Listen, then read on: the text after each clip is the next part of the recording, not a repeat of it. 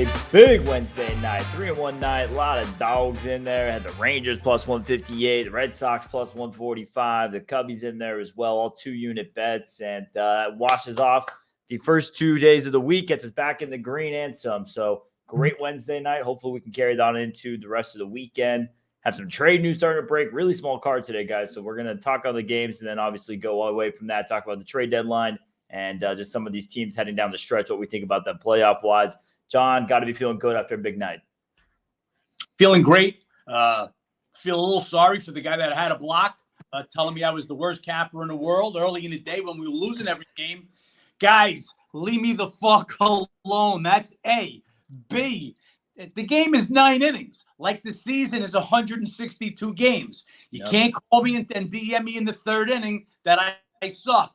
Got no time for that, so we'll have one less member at the end of the day. 3-1 yesterday. The one game that we got off to the 3-0 start, the Orioles, we blew that, and it did look like it was going to be a bad night. But again, you got to let all 9 innings play out. This isn't a 1 day, a 1 week. It's 162 Absolutely. days.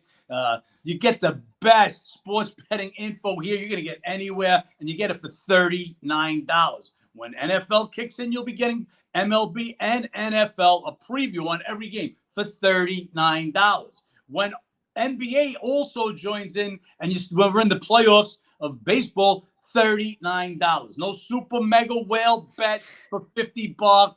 No $50 for the first 5 members. $39 a week. That's what we charge for the best. I mean, the best, hands down. Nobody can compete with the best sports betting you can find anywhere.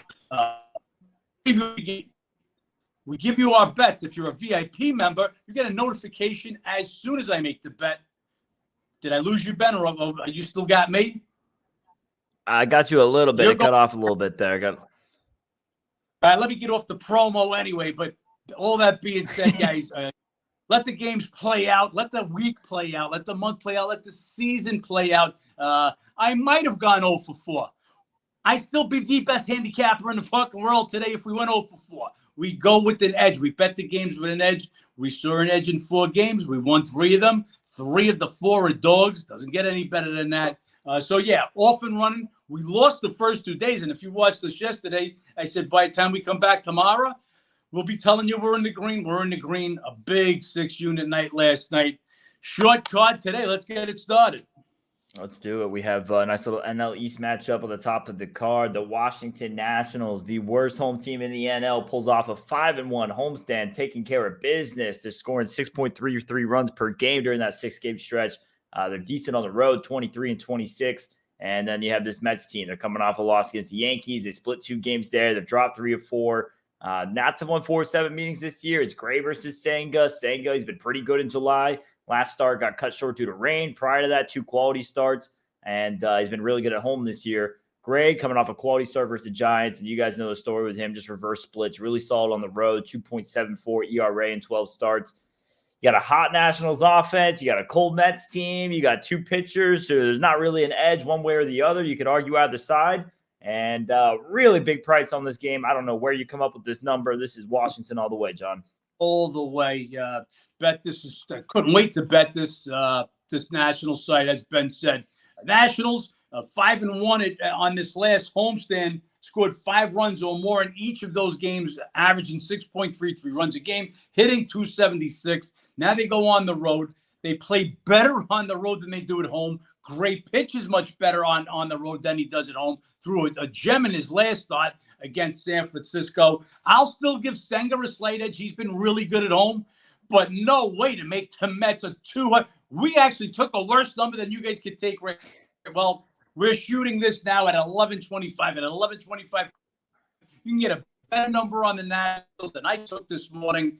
This is a no-brainer. Mets are stick a fork in them. They might win this game, but they shouldn't be more than a $1.50 favorite in this spot. Yep, and they're one of these teams that might end up becoming cut off on me a little bit there. Just cut off there. But, yeah, Mets, one of these teams that might end up becoming sellers after this weekend, so we'll see if that's the case. Then it's Cubbies at Cardinals. Cubs, hottest team. There's one sec. There's just no better time right now to be a VIP member because we're ready to trade deadline within this next week. They've already started last night with a couple of trades. So if there's a trade that affects lineups, obviously we're on it. That's going to affect line moves. You want to get that right away. But we'll be on top of it 24/7 for over the next week. Absolutely. As always, guys, player updates, injury updates throughout the day. Next game we have is Cubbies at Cardinals. Cubbies red hot offense since the break. They're 7-1 their last 8, scoring over 6 runs per game, batting .320, getting it done with the bats.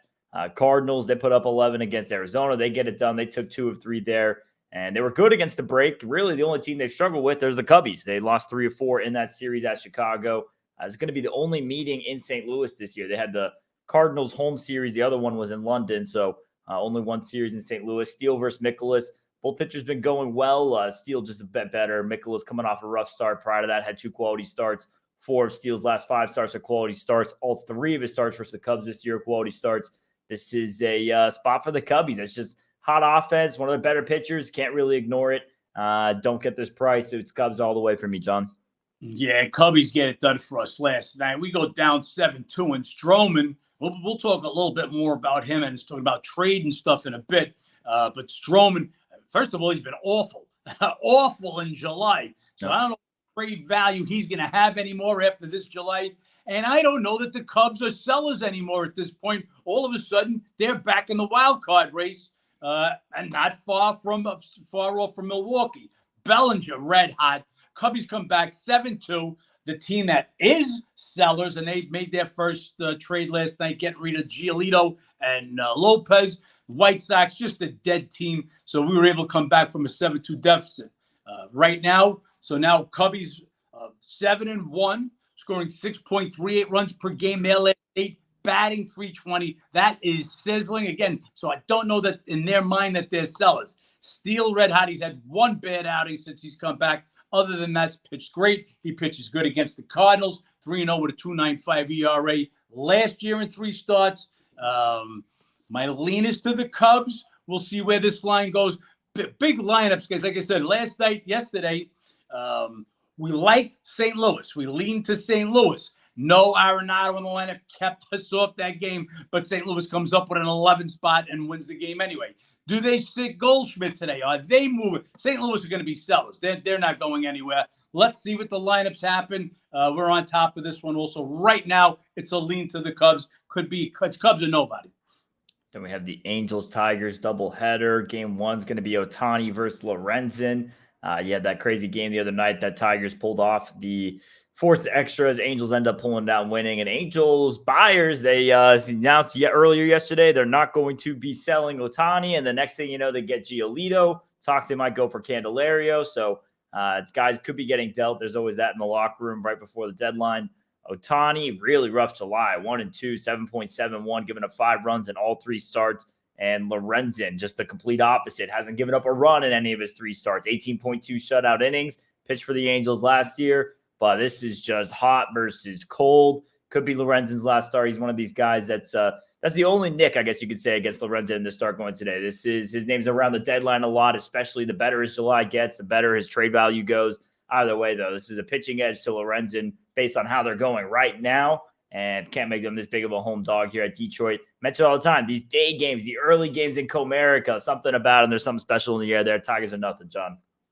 Yeah, the Angels got to go for a doubleheader today. Actually, they moved Ohtani up to pitch in this spot. He was scheduled to pitch tomorrow. So they're moving him up to pitch in this spot. As I wrote in the preview, do not look at the names. Just look at the stats. So Ben actually made a post on our Instagram today just calling Ohtani pitcher A and Lorenzen pitcher B. Who do you want to bet out of those? The pitcher A with a 7.71 ERA and 3 July starts, 1-2, or the pitcher that's 3-0 with a 0.00 ERA?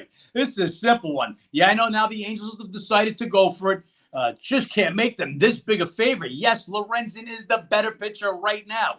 Ohtani's a better pitcher. Of course, he's the unicorn. He's the best player in the game. Right now, I'd rather have Lorenzen pitching for me. Give me them as a home dog in the first game of the doubleheader.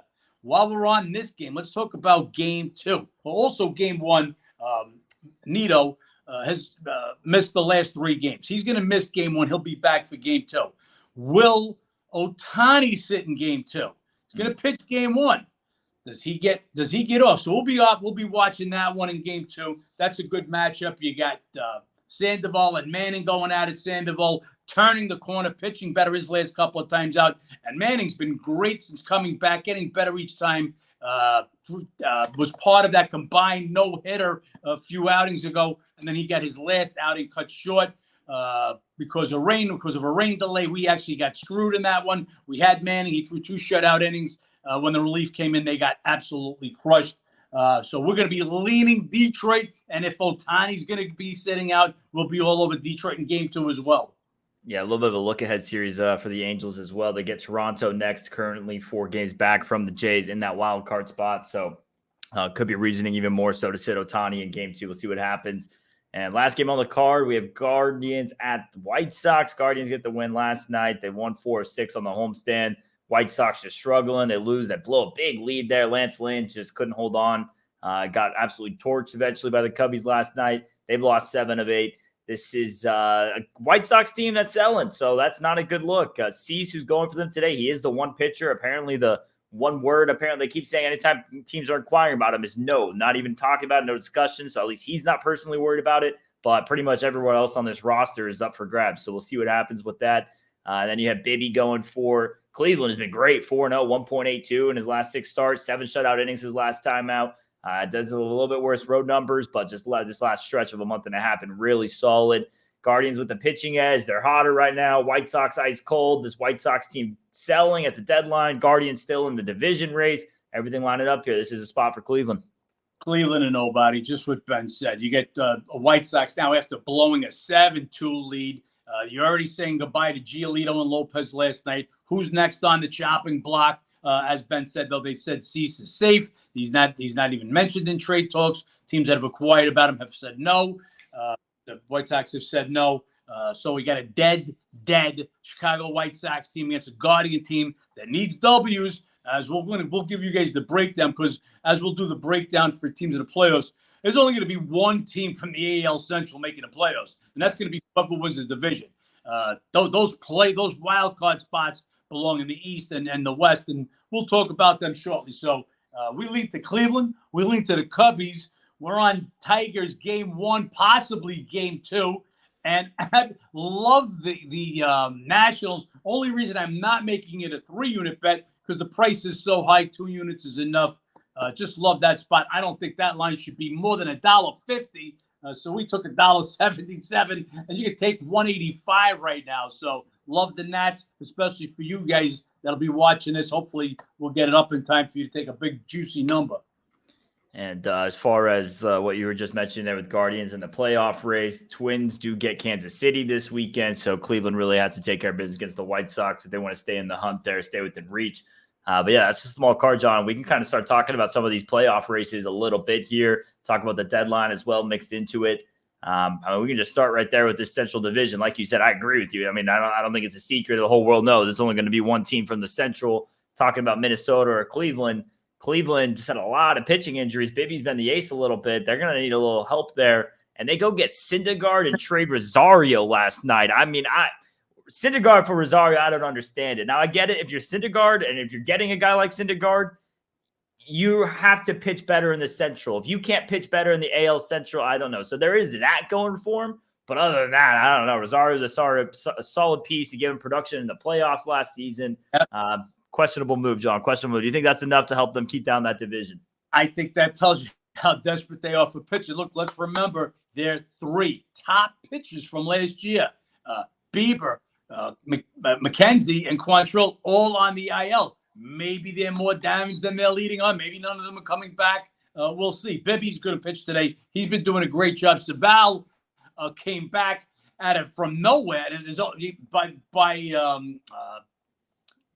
But what's the word I'm looking for? He's become their ace by process of elimination. So him and B leading that team. You get something from Logan Allen, who's coming back and forth from the minors.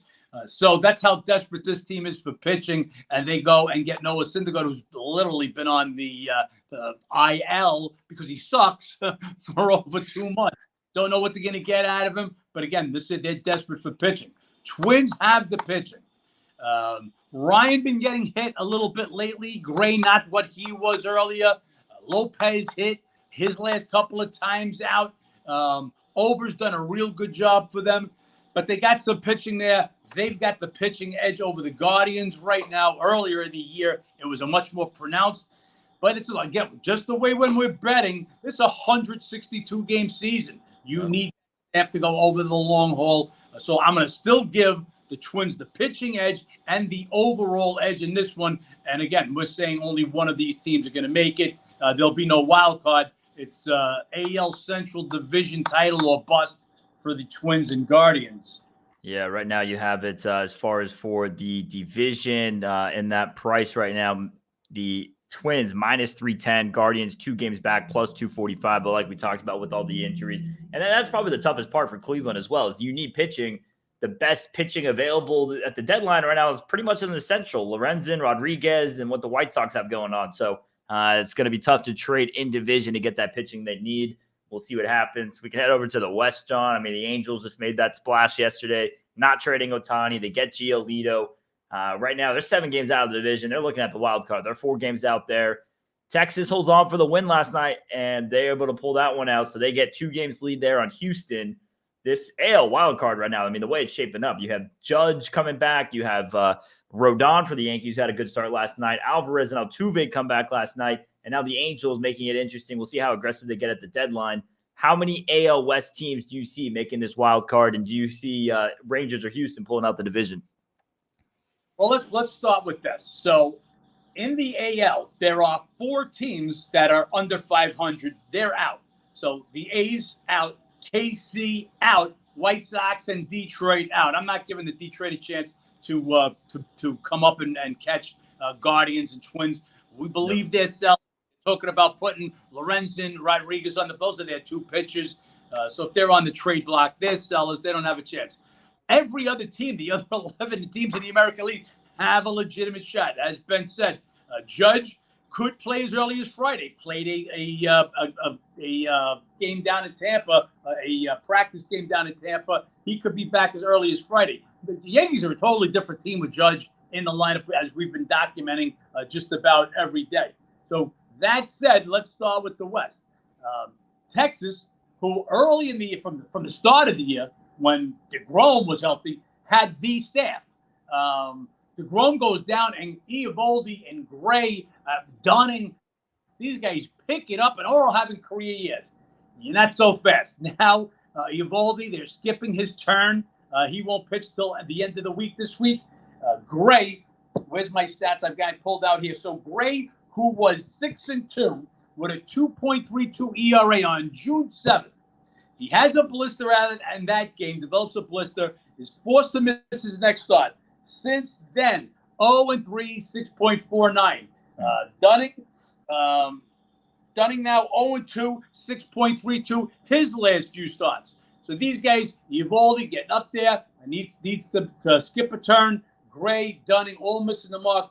Perez has just been getting slammed all year. He's got spots at 9.49. So the edge that they had in the pitching department, not so much anymore. What they do, Seager, they get a tough break with Seager. We'll see how long he's going to be out. But without him, the last 3 games, they were averaging 8.33 runs a game. So they still have the best offense. That's what made us bet him, the Texas Rangers, yesterday against Houston. Houston having their own problems. We called him Mr. Consistency last year, Mr. Quality Start. Valdez, not so much lately. The last 3 starts now, Valdez, he's looking like a 15 innings, 15 runs. He got bombed again last night. Houston has their own problem with pitching. Garcia, McCullers, gone. They're done. Acquitty, he's been out. He's made some starts down in the minors. He's trying to come back. Valdez has got to get back. Javier started off great. He's been getting hit. So their pitching is down. They do get Altuve. They do get Alvarez back last night. That'll bolster that hitting attack. Look, this has been Houston's division. I think the experience, I think Houston has the leg up on that. We'll see as it goes forward. Angels, can they make a wild card? Yeah. I would have been sellers if I was them. I got to be honest. I would have been sellers. I would have moved Otani. Even if Trout comes back, what can they absolutely hope for? A wild card win or two? They're not going anywhere. They're not one of the deeper teams out there. Giolito's a nice add. He'll be the number 2 pitcher now behind Otani. The best staff right now is Seattle. Yeah. Those top 3 guys, Kirby, Castillo, Gilbert, that front 3 is the best 3 in that division. Might be the best 3 in the American League. So all of those teams in the West all have a shot for the wild card. I think Houston's going to catch Texas. We'll see how that goes down. They choked one up yesterday, but they've got to get Valdez right. Valdez being the ace, he's the key. How do you see that, West, Ben? Yeah, I agree with you. Houston pulls out the division. I mean, you talk about how great things were going for Texas at the start of the year and how everything's falling apart. It's been the opposite for Houston. I mean, you've had injuries before the season started. Altuve gets hurt before opening day. So they've been dealing with issues since day one, and they can only kind of trend upwards. And that's kind of the thing down the stretch. Texas, yeah, they can kind of plateau at this point, but it just kind of feels they're slowly heading down that slope. And as far as the Angels, catching up in the wild card, I don't see them catching a wild card spot, especially with what they have right now. Now, I like that they're getting aggressive. I think as far as organization moving forward, this can backfire big time, especially if Otani walks. It's going to be a big way. It's going to set you back big time. But I like they're being aggressive. They just have to keep the foot on the gas. You can't just get Giolito and then call it a day. If you're going to give away your number 2 and your number 3 prospects, give away the number 1, give away the number 4, give away the number 5. Get everything you can to keep Otani in your clubhouse. So I don't know what that means offensively. There's talks of Bellinger. There's talks of Candelario. We'll see what they can end up pulling off. But if they want a wild card, they're going to have to pick up some more guys around that. I understand that your dad's first pitch was really good at the Angels game the other night. Are they thinking about signing? Yeah, I told him that he should try to go get a contract there. They could use another old agent pitch in there. He might be able to throw you a relief inning here and there. But they need more pitching depth. And guys like Sandoval and Detmers, they give you 2 great starts, and the next thing you know, they're just back to being rough. So you need guys who can give you something more consistent. Houston's inevitable, just kind of like the Dodgers in the West. You can have teams get streaky, this and that. They're inevitable, and it's the same thing with the Astros. They're inevitable. They kind of took a little bit of a down year as far as not going too crazy in the offseason. Abreu at the start of the year wasn't giving them as much. He's gotten better as the year's gone on. We'll see what they can add in pitching-wise. McCullers, if he comes back in time. Javier's had some issues. But, Houston's inevitable. They win that division. And then the question is, I think Texas gets a wild card spot, and I don't see only one AL East team getting a wild card spot. So I don't see where the Angels catch either Houston or Texas to take that final wild card spot. I just don't see it happening. Yeah. Let's talk about the East now. But, I mean, this is by far the best division in baseball. It has been. You've got the Yankees are in last place, 6 games over 500. Would be in the Central Division, and they've been without Judge for over 50 games this year. This just tells you what they can do when they get him back. Red Sox, they showed they could beat the best. They beat the Braves. Braves are the best team in Major League Baseball. They just took 2 from the Braves, down 3-0 with their best pitcher on the mound, and they still come away with the win last night. That's another game that we had. We had the Red Sox. They can hit. Bayo, not a bad outing against a real strong Braves lineup. He gives us a quality start. That one long ball with 2 men on, that's all the damage they did off of him. But he gets a quality start, 6 innings, 3 runs. Paxton, another good pitcher. They've been getting a little bit stuff out of Pivetta coming out of the bullpen, following opener. Is that enough to get them there? Well, they'll be in the hunt for it. Toronto, they just showed what they're made of. They go win 2 games at the LA Dodgers. What is the pitching going to do for them? Bassett has got to come around and be consistent. Because you know what you're going to get with Guzman. Barrios has looked much better this year. Kikuchi just gave them a good game. So there's that pitching staff again. They're going to be right there. And then you got the Orioles and the Rays. The Rays, to me, are the team that's in the biggest trouble in the East. Falling knife right now. Now, I think they need – look, everybody needs a pitcher. To say they need a pitcher, of course they need a pitcher. They need one bad. They can't keep going with these bullpen games. So I just wanted to mention Eflin. He had been pitching great at home. 10 wins at home. It's had 11 all year, just as Galen had 11 wins. And who else went for their 11th win last night was Strider. All three lose. So that's what happened last night. So everybody needs pitching. Tampa Bay, like I says, they do that bullpen game more than anybody. Too taxing. They need another pitcher. They need something. Look, the hitting was insane at the beginning of the year. They were on a home run pace. They couldn't be beat at home. They're a different team right now, so they'll have to see about turning that around. Tampa Bay had a couple of pitching injuries early with Rasmussen and Springs, and that's kind of what ticked up needing those bullpen games more. And then as the bullpen gets taxed, offense cools down. That's happening at the same time, and it's just a tough recipe. Absolutely. So Baltimore right now, the best record in the American League. But we saw that last night. Here's a game. This is the one loser we had. We were on Bradish, who'd been pitching great. Can Bradish be that ace? And he just can't. He was handed a 3-0 lead, couldn't hold that lead against Philly. They need an ace. They've got some decent pitching there. Bradish, Wells, Gibson. They can get the job done. Creamer. But they need that ace. If they're going to be in the World Series, they need an ace. They don't have that. They've got some good pitching, not great pitching. Yeah, if I'm Baltimore, I make some phone calls to Detroit and Miami, shop around Lorenzen, Rodriguez, Luzardo. That's Verlander. Verlander's looking back to form a little bit. I don't know how he's still doing it at 40-something years old, but he's looking the past 6 starts. He's been back to form. He's well rested. He didn't throw a lot of innings this year, so maybe he can come up with a strong second half. Look, when he's on, I said the same thing about Scherzer. When they're on, they can still be up. They're just not going to be on consistently. They're not going to be on every game. They're not going to have that one bad game out of 10. It's going to be maybe 2 good ones and a bad one. So can Verlander still give you an ace game? Yes, we've seen that he can. So we'll see. But Baltimore, that's where they need to go. Still a strong team. They just get it done. They were hitting terribly, hitting 200. Still went through a swept.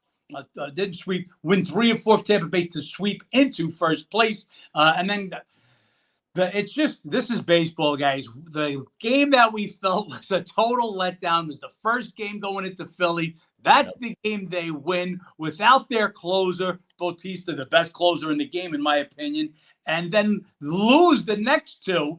The game that now, okay, they've already rebounded. The letdown shouldn't be there anymore, and then lose the next 2. So yeah, we swept we swept with the Orioles against the Rays, and then just got swept with the Orioles in the Philly series. So we'll bounce back yesterday to put us back on the right side of the ledger. But yeah, Orioles, I think they need that ace more than anybody if they're going to be a serious World Series contender. Foregone conclusion, they're going to be a playoff team. Yeah, do you think they're the team that holds on in that division? That division's wide open. Could I see Baltimore hitting a little bit of a bad run? I absolutely could. They don't have that stopper, that ace to go on the mound and say we're getting this win today. That I thought was Bradish's spot last night. He didn't get the job done. Tampa Bay, can they rebound? Look, for the first 3 months, they were the best team in baseball, and they were proving it every single day. Let's see if they can bounce back. Toronto plays good. Can the Yankees get on a little bit of a run? Who are the Yankees going to acquire? You know they're going to acquire somebody. They're getting Judge Batten. I think they're going to feel like they're in it. Been a lot of talk about who they might be going after. Yankees need pitching. Well, again, everybody needs pitching. But after Cole, I mean, there's just nothing there. Yep. It's Cole and a bunch of B-League pitches. So we'll see what happens there. That whole American League East wide open. I can make a case for just about any of those teams. They'll start beating up on each other in these last couple of months of the season. Yeah, Yankees for this team out 8 games. They just have the most going for them moving forward. Getting Judge back for Don now, 4 starts under his belt, 4th one, looking like he might be back to form if he can become something. But yeah, like you said, the pitching there is just messed up. I mean, you already were down Montez heading into the season, Rodon heading into the season, Cortez gets hurt in the middle of the season. So really just bringing up guy after guy, trying to see what they can come up with. Agree they need more, though, offensively as well. We'll see what they do at this deadline. Boston has a lot of pieces. The offense is there. It kind of just feels they're Chris Sale away from really being competitive. And, if they can get him back. Wasn't going to make the whole season. No, that was, Yeah, so he might be coming back in August. We'll see if he does, if he can get enough starts under his belt to help him make a run down the stretch. Don't know who they're going to be going for. And, some of these teams, Red Sox are one that just really comes to mind. I don't think they're going to get too aggressive in the buying just because there's still that Shohei Ohtani who's going to be a free agent coming up, and, team saving cap space, saving everything else for that. So we'll see what ends up happening there in the East. John, if you had to right now, tough spot, but AL wild card, 3 teams going to have to come up in that. We're assuming it's going to be 2 in the East, 1 in the West, Astros or Texas from the West. And then which 2 of these teams are going to end up here in the East? Or I guess we should say which 2 teams don't make the playoffs from the AL East. Which 2 don't make it? Well, you know what? Ask me at the when the trade deadline is done. I get a better idea. Look, again, can Judge get back and be healthy with the toe? You don't want to bring him back too quick where he goes back out. Judge is the entire team. Judge stays healthy. I give the Yankees a shot to make the playoffs. They've been there before. I think Rodon does straighten himself out. Cole's pitching great all year long. Does he have a bump in the road here or there? He absolutely does. Does he want to face the Red Sox endeavors? No, he doesn't. But other than that, the guy's going to give you what he gives you. So they're a solid team. I expect them to be in there. And I just got to believe that Tampa Bay and Baltimore, one of them will win it. One of them will be the wild card. Those are the 2 things. So I think Toronto and Red Sox, Yankees, you can make a case for any of them. I just think the Yankees, if Judge comes back healthy, they make it. If not, I think it's Toronto. I think the Red Sox are the least likely of the 3 to make the playoffs. Yeah, there's the pitching there for Boston, not deep enough to get it going. We'll see what they can have. And I agree with you on that. I think Yankees just have enough that they could trend massively upwards. And Toronto is fascinating just because you look at that pitching rotation. I mean, Berrios, Bassett, Gausman, Kikuchi giving up decent outings. It's a solid rotation. Just guys not performing at the highest level. Bassett's been really struggling on the road, gets really roughed up here and there. We'll see what they can put together. If they get aggressive at all at the deadline, the offense there for Toronto, it's good. Looks good on paper. It's a pretty good lineup, similar to San Diego, just a little bit underperforming. Vladdy Guerrero not having as dominant of a year. Chapman's cooled off. We'll see what ends up happening there. But I agree with you. I think Boston slips. And as of now, I think Toronto slips out unless they get just a more consistent pitcher mixed in there in that rotation. Just some numbers, guys, how big Judge is. So see where the Yankees are right now. In the 49 games that Judge was in the lineup, they're 30-19. That would put them on a pace for 99 wins. That's the difference that this guy makes. So I believe the Yankees could do it. Again, that's if Judge comes back and he's Judge. If he comes back and the toe's a problem and he's not hitting, or he's not hitting for power, that's a different story. That takes the Yankees out of it. Yeah, the Yankees' next 3 series here, all teams are right there in front of them, the Orioles and Rays in division, and then they get Houston, who's going to be with them in that wild card race. So 3 straight series. Hopefully they get Judge back and can make something happen there. And I also think the Yankees are the most likely to make a deal for somebody big also. So let's see how that all breaks down. They're looking at the Rockies, Grichuk, the outfielder. Nice little year he's putting up together, but look, those stats are mainly in Coors Field. You always got to put that in the back of your head. Yep. And then we can head on over to the National League a little bit. So let's get the Central out of the way just because same thing. There's probably only going to be one Central team that makes the playoffs. I don't see any of them in that wild card. Maybe Brewers or Reds hold on in that wild card, but just feels like it's going to be one of these AL East or AL West teams. And then as far as that division, I mean, we've talked about it already several times with the Brewers and just they have the pitching depth to really hold on to this division. Couldn't quite capitalize on the complete sweep there against Cincinnati, but you look at what they have pitching-wise, it's a lot deeper. Reds offense, and I know you've said this multiple times, it seems like they're kind of on track to what the Orioles were last year. And if I'm Cincinnati, I sell at this deadline, and I make this my last deadline is selling. And I really focus on capitalizing next year. You have St. Louis, who's trending downwards in the division. Pittsburgh, they have a little bit of nothing. And Milwaukee, their guys, it's been pitching depth, but after that, offensively non-existent. And the pitching over the years, Woodruff, Peralta, starting to fall off a little bit. Burns, still the best pitcher, still good, but even he's taking a back seat. They've gotten a lot of effort. So this division is wide open for the next 5-6 years for Cincinnati to run away with it. I would sell one more season, kind of like Baltimore did last year, and just take your team to that next level. I think Brewers end up with a division. I think Cincinnati cools off down the stretch.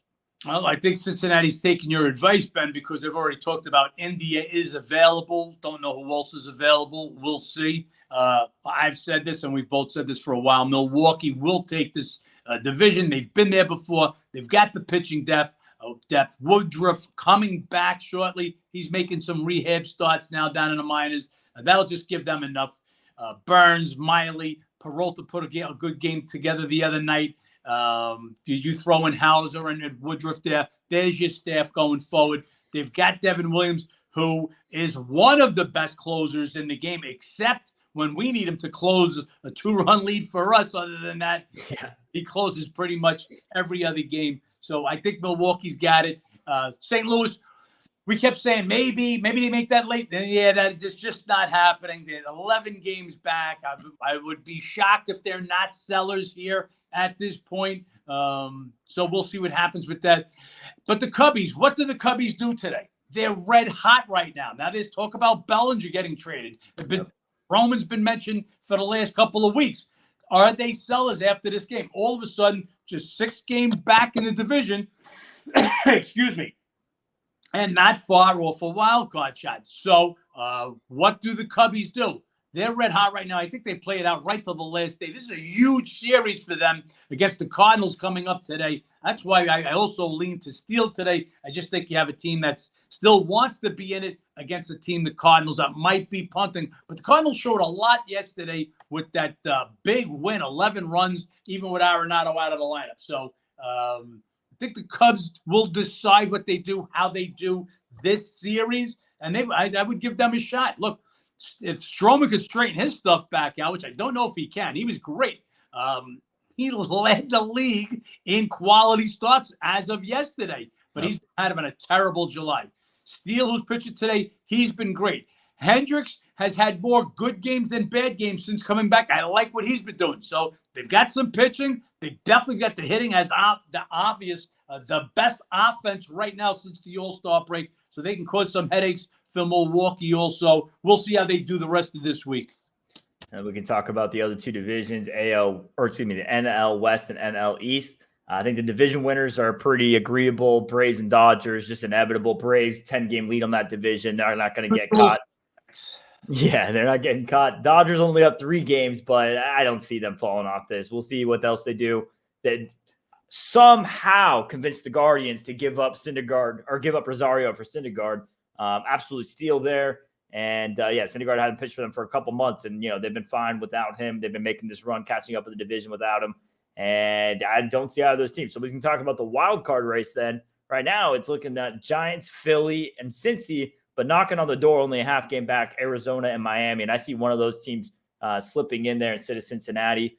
And Miami last night, Sandy Alcantara, complete game, 1 hit, 3 of his last 4 starts. You look, quality starts. They were ice cold out of the break. Still only a half game out. Do they sell? Do they buy? They have the second best pitching in that division behind Atlanta. We'll see what they put together there. Would be tough for me to not see Miami, if they don't sell, to come out with a wild card spot. I think their pitching's too good. And the other question is Yuri Perez. Does he come back at one point for the race? Do they want to you mess with his innings limit that he has on the season and bring him back for this playoff race?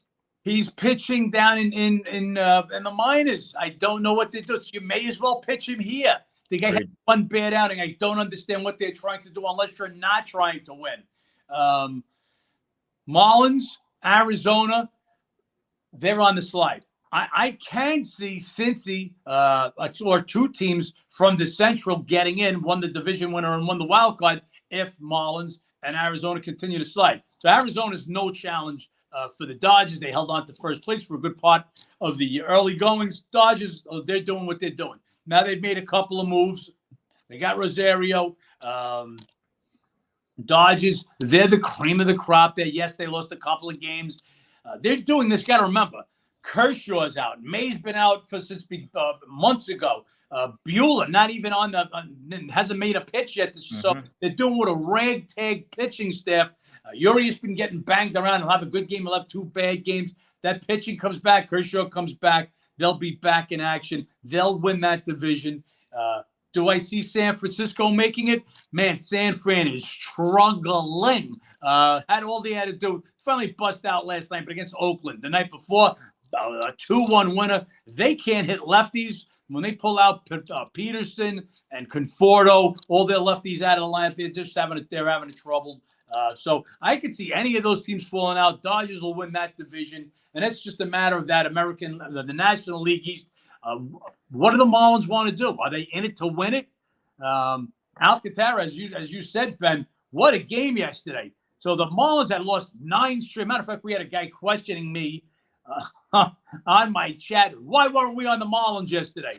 Are you fucking kidding me? They lost 19 of their last 21 against the Rays, 10 of their last 11 in Tampa.